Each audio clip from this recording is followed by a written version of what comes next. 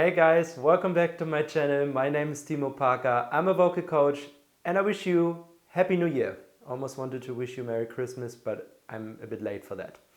So in this video, I want to talk with you about how you can make this year an efficient year for vocal growth, some tips and tricks that can help you make an efficient plan for this year and to hopefully lock in some vocal growth. So let's talk about a few things that you can do. It's still early in this year, so let's dive into it. Have a little tea that supports me here through the video, and feel free to grab a drink and let's talk a bit about vocal growth. So very important in our journey as singers is that we always have some long-term goals, because especially in the beginning, and I would probably count the first 3 to 4 years as a beginning, because this instrument grows slowly. It has its own mind and its own tempo. So don't feel discouraged if this is already a second or third year and you're not there where you wanted to be. It's normal, it takes time. But also it is really important to have a bit of a plan on where you want to be and what you actually want to achieve with your voice. Okay? So one thing that you should really be clear of is, what are your goals with your voice? Are you just singing for fun? Are you singing professionally? And what are your goals? What would you like to sing? And dream big here. So take out a sheet of paper and a pen. I'm old school, I would still do it this way, but feel free to do it on a laptop or a tablet and write down specifically what you would like. For example, let's say right now your vocal range is a bit limited. You can only use 1 octave, 1.5. I actually made a video about the 1.5 octave trap. You can check it out here. And you want to extend your vocal range, okay? So let's say you want to have 2 to 3 octaves. Maybe you even want to have 4 octaves. So you write down, I would like to have the vocal range of 4 octaves. And be specific. Which notes would you like to have? What's the lowest note that you desire? And what's the highest note that you desire? The next step is, you need to ask yourself, why do you want this? Why do you desire this result or this outcome? Because if you just say, oh, it would be nice to have 4 octaves of vocal range, and let's go really extreme, and let's say you are aiming for 5, I would ask why. Why are you looking for this kind of range? So in case of the range, is it realistic that you would really use it in the songs that you would like to sing? Let's say you prefer to sing jazz standards and they're usually sung maybe in a lower octave, maybe you like the crooning sound, especially when you can shift keys easily. So do you really need these 4 octaves? What do you need it for? You need a specific event, a specific song attached to that outcome.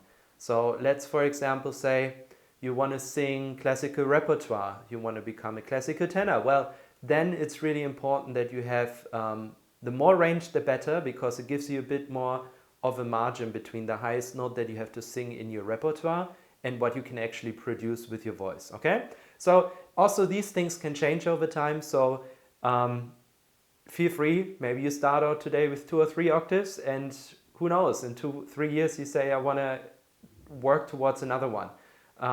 It's up to you, but be specific. It was just an example. I give you another example, which I think is actually pretty important.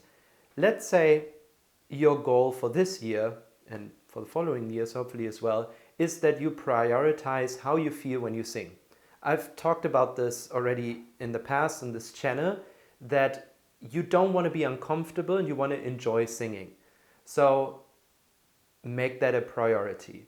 Make that a priority in this year, that you put yourself and your health first and you really work on your technique. You can find a lot of videos here on this channel where I talk about certain techniques based on anatomy, so you can train certain muscles to grow your voice and to make it stronger. But obviously it takes time. So having some specific goals, great. That's really important, because then you know what you're working towards, because there will be days where you just don't feel like practicing or you don't feel like singing, but maybe it's a day where you're supposed to make some noise and work out your voice. And having a bigger goal that you're working towards, it could be a gig, it could be a band, it could be your own music, something that you like. I'm doing this because I want to get there. And by the way, having a motivation like I just really deeply enjoy singing, even better. You're probably one step ahead, because that's where you want to get, where you don't think about the outcomes anymore, and just the act itself, the singing itself is already so much joy that you just do it. You will see with this approach the results will follow almost automatically, because you just want to keep doing it. Leads to more practice time, leads to more enjoyment, and also to better results. So my challenge for this year for you: take the following approach: slow, smooth, and smooth is fast. Okay? If you really go detailed and you really listen to your body, and as soon as you feel tension, as soon as you feel things that don't serve you, don't work with them. Stop right there and try to solve these problems. Try to solve problems that come up immediately, instead of neglecting them, pushing them away, and trying to force a certain sound or a certain result. So that can be a big help, because you're not working against yourself anymore, and you're not working against your voice anymore. You belong together as one, and that means you have to have a communication in a two-way street. So this one talks to you, and you respond to it, and you're like, gotcha. I'm gonna relax a bit more. I'm gonna do something different to make that feel better. So just a little invitation. One more thing that I want to talk about, which can be really helpful to track your progress. Basically, it's not only to record yourself, always great, record yourself, listen back after 3 to 4 months, maybe 6 months, maybe a year, and compare. Are there things that you can do now that you couldn't do a year ago?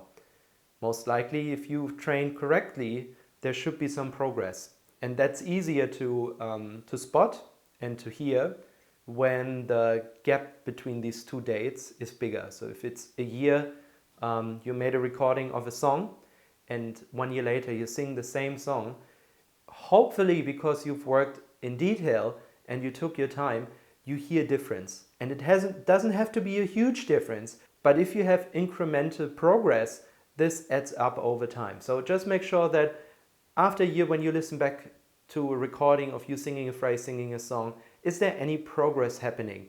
And the progress can be as little as I just feel better. So maybe it might not be noticeable at first in the recording, and maybe even the sound got a little bit worse in the beginning because you prioritize your feeling here, but maybe 1 year later you can sing the same song without struggle. And this is where things start to establish, and where your sound can actually grow in an environment where you feel relaxed, where it feels great. And that would mean, in order to do that, in order to record yourself and also really know feeling-wise if you have improved, it is very crucial that you have a repertoire list, a standing repertoire. It can be 5 songs, could be only 3 songs, could be 10 songs, 20 songs, depending on your level and how many songs you already know.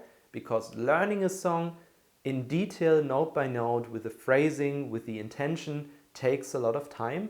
So again, slow, smooth, and smooth is fast. Just pick a few songs. Let's say 5 songs, okay? 5 songs, and you really work on these 5 songs. So whenever you have a vocal practice coming up, you do your exercises, which hopefully help you to grow your voice. You can find a lot of exercises here. I will put a link down in the description box below to a playlist where I talk about some basic movements that you need to grow your voice. So you do that first, very important. You do that first and make sure your muscles get a nice workout. And also, if you train correctly, you should not only be warmed up, which obviously helps, but also your system is going to be very open. So your throat is going to feel nice and open and hopefully not constricted. And this is a great setup to start singing, for example, a song. The great thing is that certain songs have certain difficulties. Okay, for example, there might be an octave jump, a pretty big interval leap between 2 notes, and you have trouble with that interval. So instead of rushing through that interval, you go through that song many times, because you're not changing up your repertoire all the time, and then you focus on problems like that.